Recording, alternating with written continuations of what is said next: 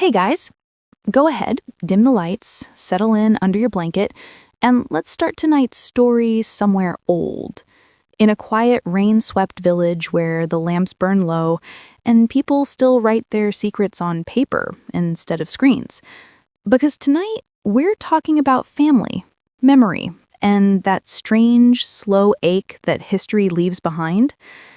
A story about a man, his daughter, and the silence that grew between them. Until one day, she simply said, "I don't want to come home anymore."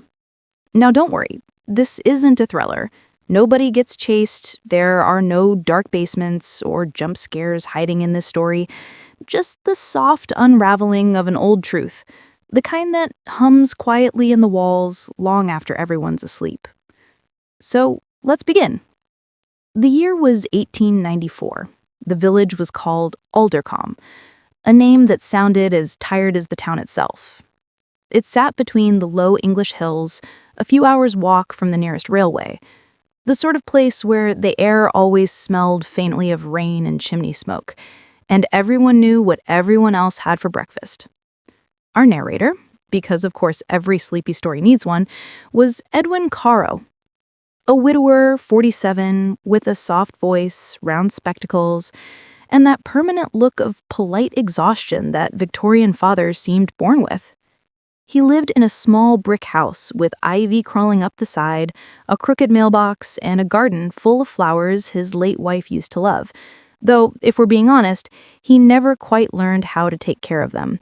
They bloomed half-heartedly now, like they missed her too. Edwin's daughter was named Lucy, 16 years old, curious, restless, with that particular teenage brightness that seems both hopeful and slightly doomed.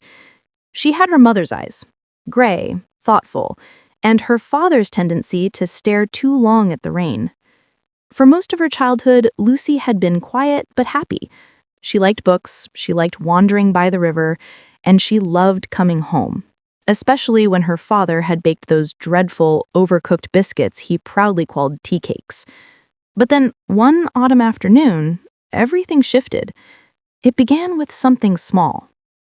It was raining again, because of course it was, and Edwin had just finished marking his students' essays. He was a school teacher, the kind who corrected every comma and still managed to sound gentle about it. The fire in the sitting room was burning low, and the clock in the hallway ticked with that slow, patient rhythm that fills the quiet after grief. The front door creaked open. Lucy stepped inside, her coat dripping, her school books tucked under her arm. "Long day?" Edwin asked, not looking up yet. She hesitated before answering, and that hesitation, that pause, was the first tiny fracture in the calm. She said softly, "It was all right." But her voice didn't sound all right. It sounded thinner. When she went upstairs, Edwin thought nothing of it. Teenagers were mysterious, after all. Or so every parent told themselves when they didn't want to ask harder questions. But over the next few weeks, he began to notice things. Little absences. A chair pulled out in the study and left that way. Letters on her desk that she'd fold and hide before he entered. The way she flinched, just slightly, whenever he asked how school was. And then one afternoon, she said it. "I don't want to come home anymore." Just like that. No anger, no tears, just calm, like she was announcing something simple, like she didn't want soup for dinner. He'd been standing by the window at the time, polishing his spectacles. He froze, thinking he'd misheard. He said slowly, "You mean you don't want to live here?" She looked away. "No, I don't like it here anymore." He wanted to ask why, but something in her face, something frightened, stopped him.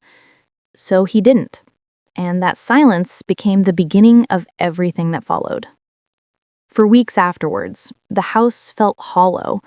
Lucy still came home, sometimes, but she'd spend hours sitting in the garden, staring at the ground, as if waiting for something to rise out of it. Neighbors started to whisper, as neighbors do.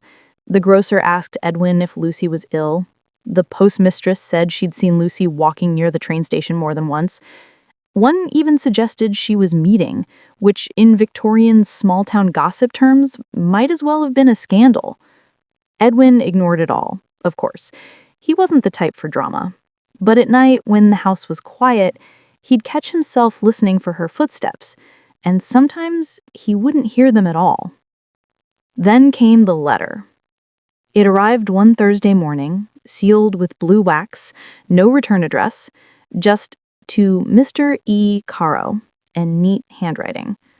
He recognized the script instantly. Lucy's. The letter was short. 4 sentences. Father, please don't worry. I've gone to stay at the edge of the old wood for a while. You won't understand yet, but I'm all right. He read it 3 times. Then, without meaning to, he laughed. A quiet, disbelieving laugh, because the edge of the old wood wasn't a place people stayed. It was where the forest thickened into marshland, where the trees grew too close together, and where, according to local legend, the ground itself hummed when the wind blew. Nobody lived there, except maybe time itself. That night, Edwin packed a lantern and followed the path out of town. He told himself it was just to check on her, that she'd gone off for some solitude or one of those strange artistic moods young people had.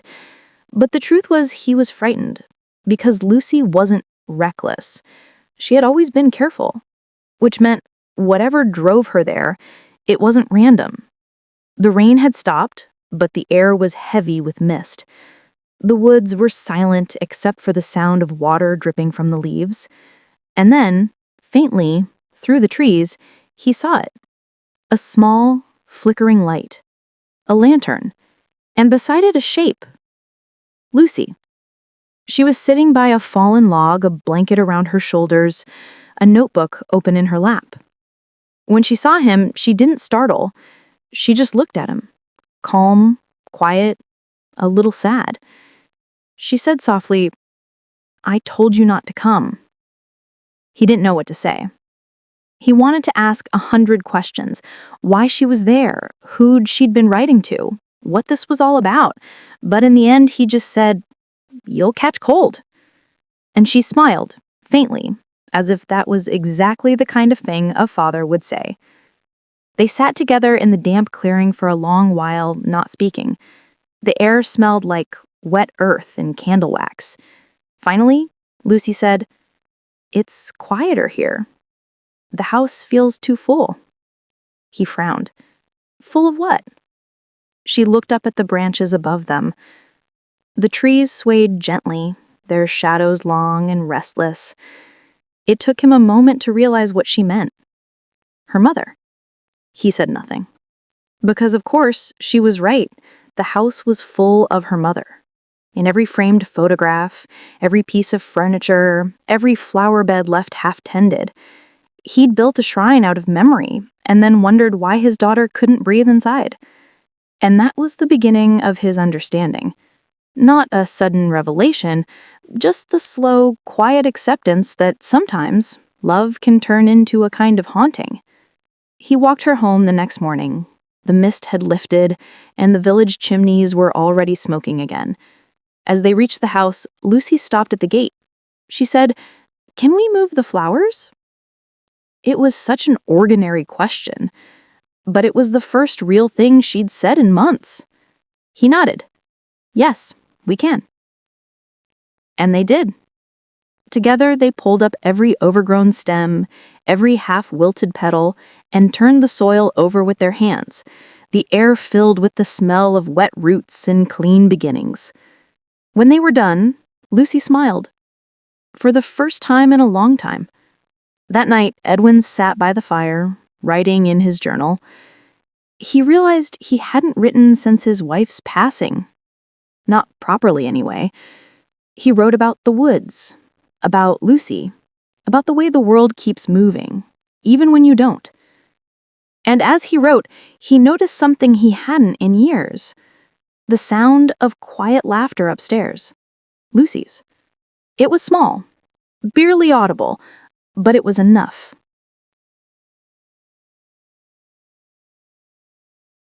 Hey again. Welcome back. If you're still awake, impressive. If you're half asleep, that's even better. Because this next part isn't meant to keep you up. It's meant to lull you down, like the soft rustle of old paper, or the sound of a distant clock counting time that no one's really keeping track of anymore. So, let's ease back into the story, where nothing's exactly wrong, but nothing's quite right either. After that morning in the garden, something shifted in the Caro household. It wasn't dramatic, nothing in their lives ever really was, but it was noticeable. Like a room you've quietly redecorated and can't quite explain why it feels lighter. The flowers were gone now, their roots turned over and the soil left bare. Lucy had helped her father clear them all, and in their place, she'd planted a few rows of lavender. Less sentimental, she'd said with a faint smile. But it smells nice. For a while, Edwin thought that might be the end of it. A simple, quiet resolution. Father and daughter finding peace in the dirt and sunlight. But the truth, as it usually does, had other plans. It began one gray afternoon in February. The kind of day where the fog moves so slowly, it feels like the whole world is sighing. Lucy had gone into town for her lessons, and Edwin was home alone, doing what he did best, pretending to tidy up while actually just rearranging grief. He was dusting the old bureau in the parlor, the one his wife, Clara, had used for her letters, when he noticed something strange. A drawer that didn't close all the way. Now, anyone else might have ignored it, but Edwin, being both sentimental and a little nosy, tugged it open. Inside was a small stack of papers tied with a blue ribbon. Faded, delicate, the kind of stationery only Clara would have owned. At first, he thought they were old bills or recipes. But when he looked closer, he saw handwriting that wasn't his wife's. It was Lucy's. He hesitated, because of course he did. There's something quietly terrifying about reading your child's words when they weren't meant for you. But curiosity, and maybe guilt, won. He untied the ribbon, unfolded the first page, and began to read. To Mother. I don't know if this works. I keep writing anyway because it feels like you might hear me. Father says I should try to forget, but I think forgetting is how people die twice. The rest of the page was smudged, as if tears had been wiped away before they could dry. Edwin stopped reading, not because he didn't want to know, but because for the first time in years, he realized how much he hadn't known. That night, at dinner, he said nothing. Lucy talked about her lessons, about the new books she'd borrowed, about how the lavender was beginning to sprout, even though it was far too early for spring. And he just listened, smiling, pretending everything was normal. But later, when she was asleep, he returned to the bureau, and he read every letter. They weren't diaries, not exactly. They were conversations. Letters Lucy had written to her mother. Every few weeks since the day of the funeral, some were short, almost childish.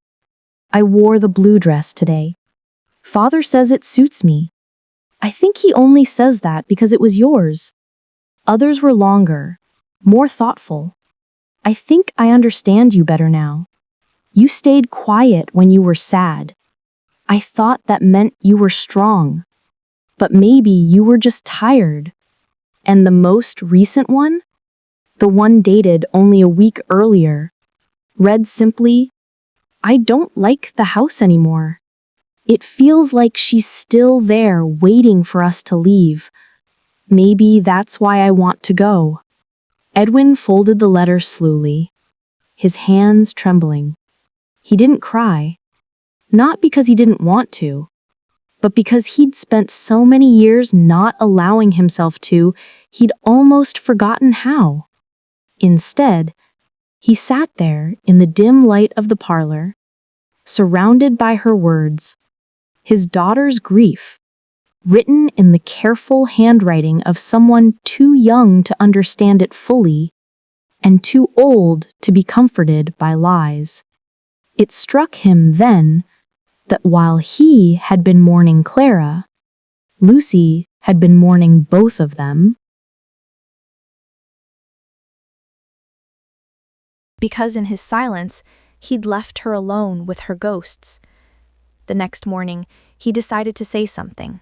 He rehearsed it in his head over breakfast, how he'd gently tell her that he found the letters, how he'd apologize, how he'd promise to do better. But when Lucy came down, still sleepy, her hair tied in that haphazard bun she always wore, he froze.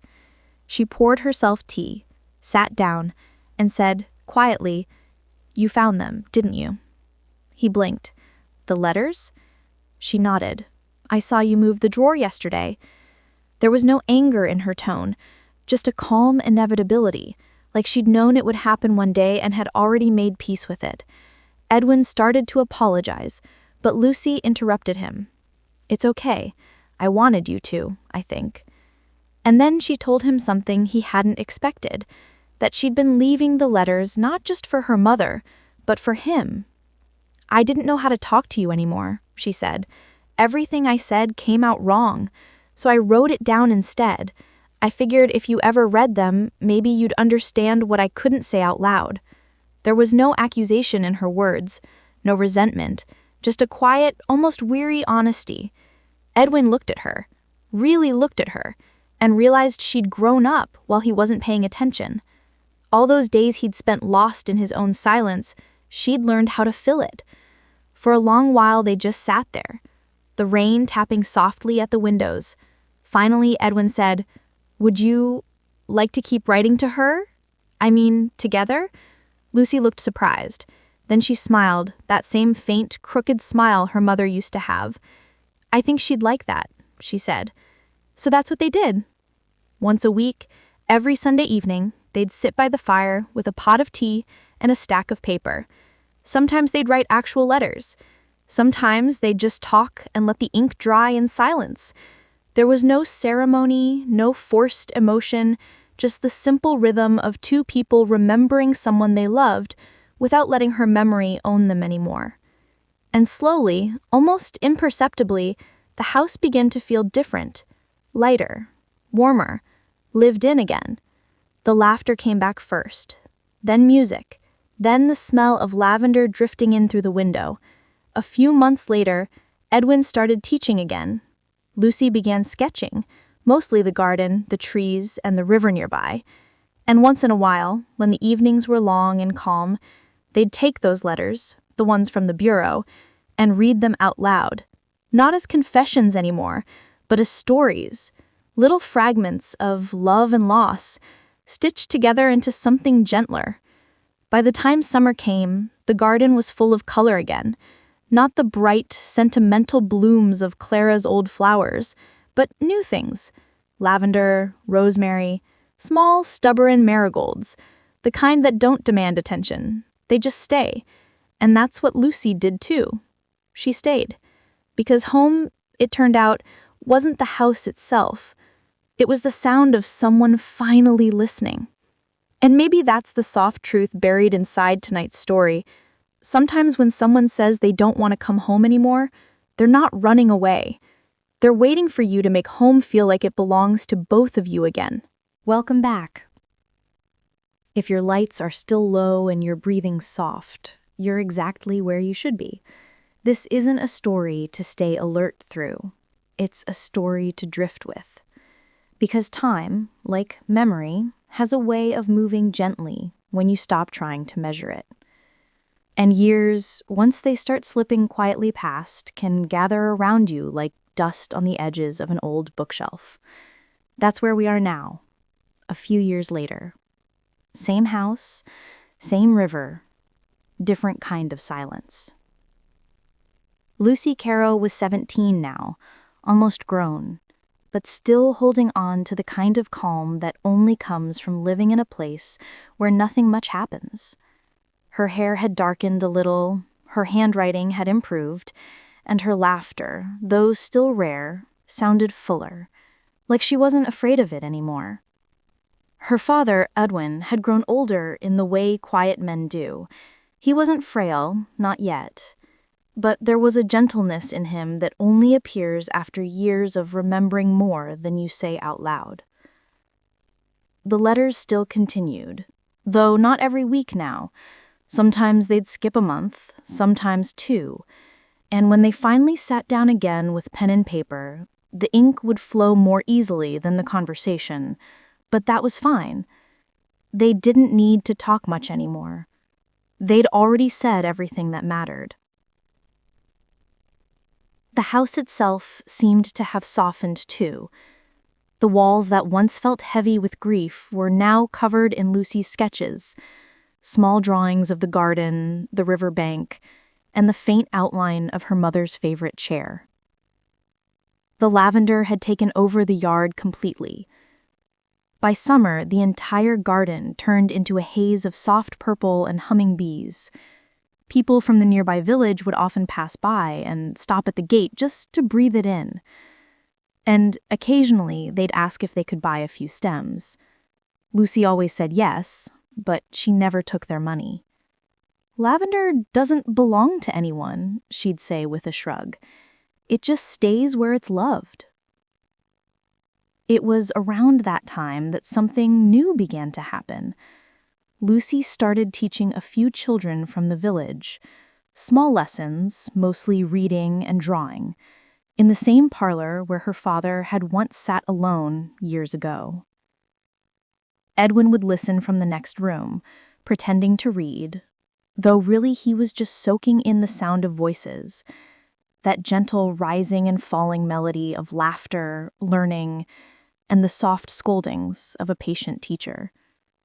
It reminded him, faintly, of how the house used to sound before it went quiet. One afternoon, while Lucy was sorting through her papers, she found the old bundle of letters again, the ones her father had discovered years ago. She untied the blue ribbon, read a few lines, smiled at her younger self, so certain, so fragile, so heartbreakingly sincere. And then she did something unexpected. She took the letters, placed them in a small wooden box, and walked them down to the churchyard. There, beneath a tree where sunlight fell in trembling gold, she buried them. Not as a secret, but as a promise kept. When she came home, Edwin didn't ask where she had gone. He didn't need to. Some things don't need words anymore. Seasons passed like sighs. The lavender bloomed, withered, bloomed again. And one day, a young man from the village, Thomas, who worked at the post office, started lingering longer by the gate. He'd bring letters that didn't really need delivering, and stand there talking about the weather or the smell of the garden. Lucy didn't say much, but she smiled enough often to keep him coming back. Edwin noticed, of course. Fathers always do. And he didn't mind.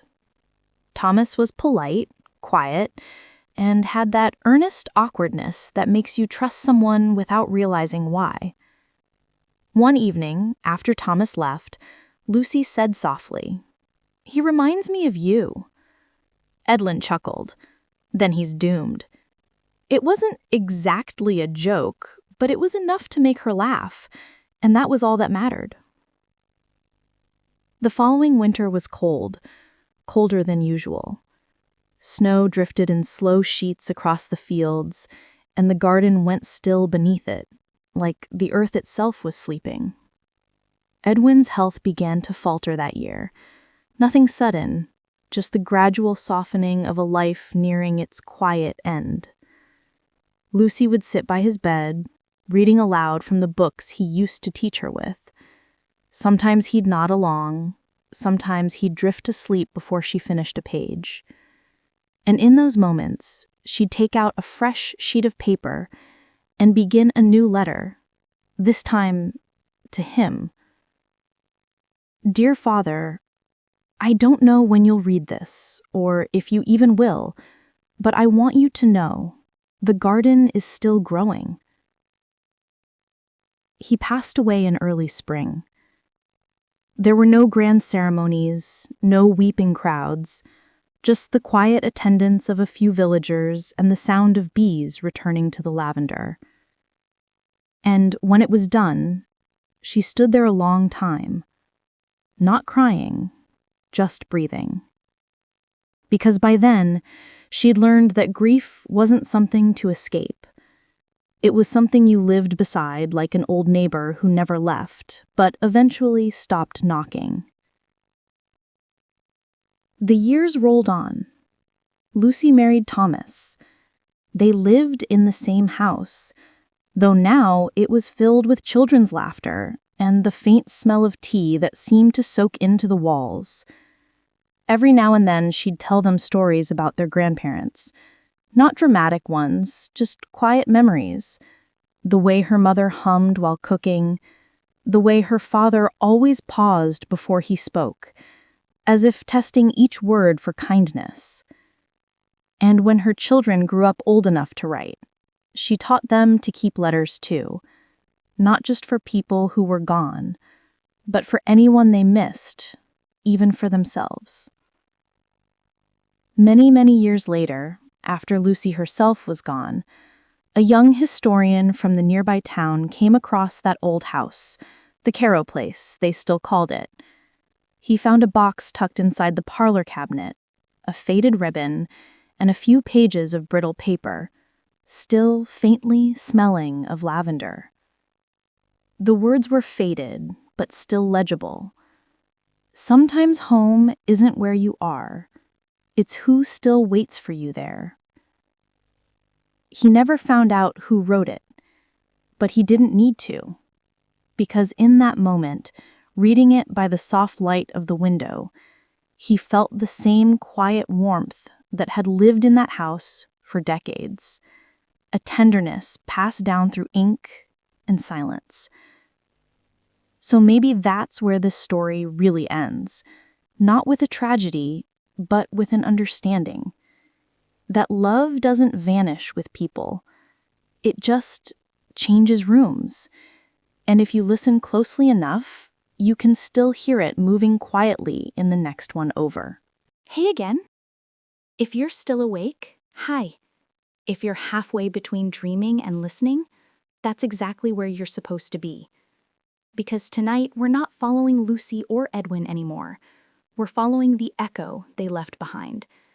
The soft kind of legacy that doesn't need monuments or books, just a lingering feeling that someone once loved deeply and quietly. The Caro house still stood, long after Lucy was gone.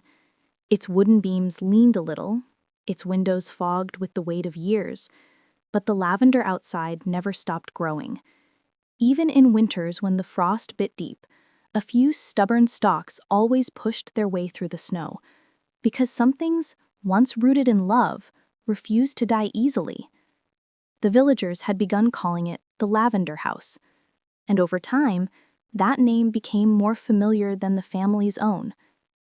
Children would pass by and whisper stories, that the garden was enchanted, that if you stood there at dusk, you could hear voices in the breeze, softly reciting old letters in the rhythm of the wind. No one really believed it, of course, but no one didn't believe it either. It was the kind of story people told because it made life feel a little warmer. Decades passed, and the Caro name slowly disappeared from official records, swallowed by the simple, unstoppable tide of time. But the stories lingered.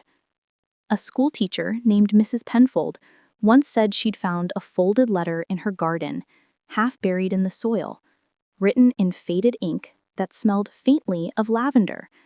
It wasn't addressed to anyone. It just read, "If you love someone, write it down, because someday someone might need to read it. She framed it in her classroom. The children called it the Lavender Letter. Soon after, people started leaving their own notes by the Caro Gate. Some were little scraps of gratitude. "Thank you for the rain today. I miss my mother. I'm learning to forgive myself." Others were just drawings or pressed flowers. No one organized it. It just happened. Like the house itself had become a quiet confessional for the whole village. Every Sunday evening, the wind would pick up from the river, and the papers would rustle softly, as if someone unseen was reading them all out loud. By the late 1800s, the story had turned into local folklore. Travelers would come through and ask, "Is it true about the lavender? About the woman who wrote to the dead?" And the villagers, always gentle in their storytelling, would nod. Some would add that her father was a kind man who taught children to read. Others said that the house itself had once been a school. No two versions matched exactly, but that didn't matter, because every retelling kept something real alive. The heartbeat of two quiet souls who once turned grief into gentleness. Eventually, a new family moved into the house. They painted the shutters, repaired the roof, and tried to make it modern, as people always do. But even they admitted that no matter what they changed, the scent of lavender never left. It would drift up through the floorboards or from the cracks in the garden wall, like memory insisting on being remembered. Their daughter, a curious child named Anna, found an old wooden box under the floor one summer. Inside were a few folded sheets of paper, yellowed with age. She couldn't read all of them. The ink had faded too much, but one line still stood clear, pressed deep into the page as if carved with emotion.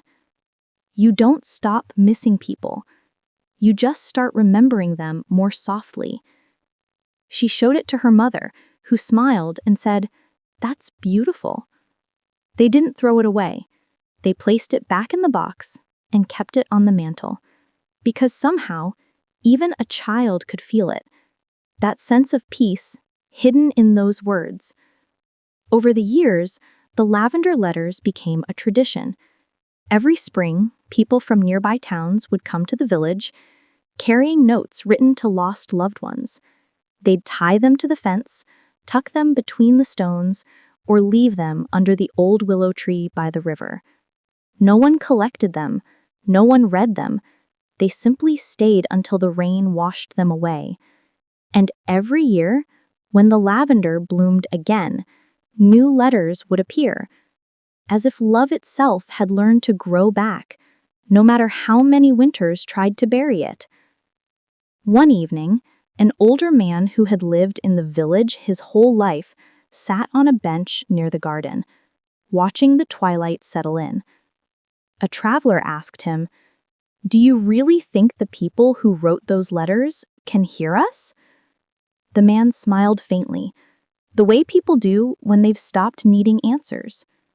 He said, "I don't know, but I think the ones who read them can." By the early 1900s, the old Caro house had been converted into a small museum. They didn't keep much inside, just a few photographs, a preserved section of the garden, and in a glass case, a single sheet of paper with the faint outline of two sets of handwriting. For her, always. And for him, still. No one knew who wrote the second line. Maybe Lucy, maybe someone after her, maybe both. But visitors always said they felt something they couldn't name. A calm sadness, a quiet sort of peace. The kind of emotion that sits in your chest and hums gently instead of breaking you open. And so, the story of the Caros, the father who listened too late, the daughter who learned to forgive, and the letters that outlived both of them, became part of the village's rhythm. Not grand history, not tragedy, just a whisper, passed from one generation to the next, like a lullaby that never needed words. Even today, if you were to walk through that village, down the cobblestone path by the river, past the row of elm trees and the worn stone wall, you'd find the garden still there. And if you visited at dusk, when the last light melts into the lavender, you might just hear it, the faint, almost musical rustle of paper in the breeze. A language made not of words, but of what they left behind. So maybe this isn't a story about loss after all. Maybe it's about what happens after loss, when love stops shouting and starts whispering instead. Because the truth is, we never really stop writing to the people we've lost. We just change who opens the letters.